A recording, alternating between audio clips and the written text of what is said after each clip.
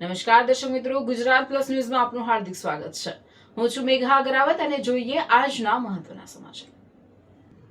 છોટાઉદેપુર જિલ્લાના કલેક્ટર ગાર્ગી જૈન દ્વારા આજે સંવેદનશીલતા, માનવતા અને સેવાભાવનું ઉત્તમ ઉદાહરણ પૂરું પાડ્યું છે. સામાન્ય નાગરિકોની સુખાકારીને સર્વોપરી માનતા છોટાઉદેપુર કલેક્ટર ગાર્ગી જૈને માર્ગ અકસ્માતમાં ઇજાગ્રસ્ત થયેલી મહિલાને સમયસર સારવાર મળી રહે તે માટે પ્રશંસનીય કામગીરી કરી હતી.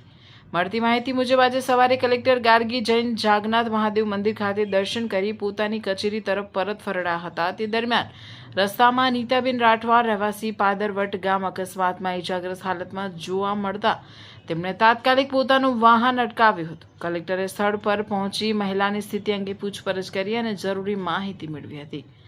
પ્રાથમિક તપાસ દરમિયાન મહિલાને માથાના તેમજ હાથના ભાગે ઈજાઓ પહોંચી હોવાનું જણાતા કલેક્ટરે સમયનું વિલંબ કર્યા વિના ઈજાગ્રસ્ત મહિલાને પોતાની સરકારી ગાડીમાં બેસાડી સીધા સરકારી હોસ્પિટલ ખાતે પહોંચાડી હતી, જેથી મહિલાને ઝડપથી અને યોગ્ય સારવાર મળી શકે.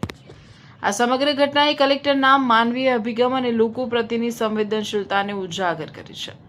જાહેર જીવનમાં કાર્યરત અધિકારીઓ જ્યારે લોકોની સમસ્યાઓને પોતાની સમસ્યા સમજી તાત્કાલિક મદદ માટે આગળ આવે છે, ત્યારે લોકોનો વહીવટીતંત્ર પ્રત્યેનો વિશ્વાસ વધુ મજબૂત બને છે.